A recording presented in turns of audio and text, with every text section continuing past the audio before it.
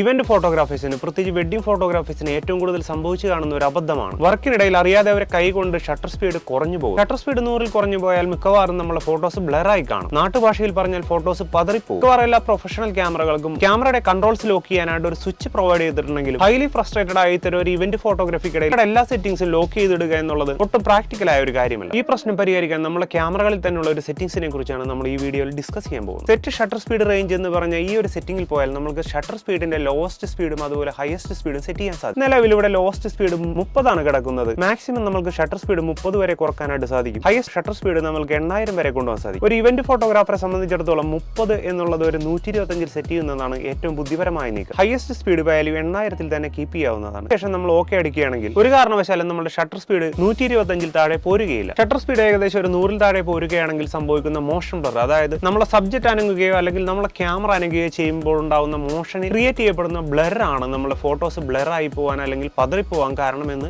ഇതിൽ മനസ്സിലാക്കുക. ഈ ഒരു ടിപ്പ് വാല്യുബിൾ ആയിട്ട് നിങ്ങൾക്ക് തോന്നുകയാണെങ്കിൽ നിങ്ങൾ ഇൻസ്റ്റാഗ്രാം സ്റ്റോറി ആയിട്ട് ഷെയർ ചെയ്യാൻ മറക്കരുത്. അതുപോലെ നമ്മൾ വീണ്ടും കാണും നാളെ ഇതേ സമയം പുതിയൊരു ടോപ്പിക്കുമായി.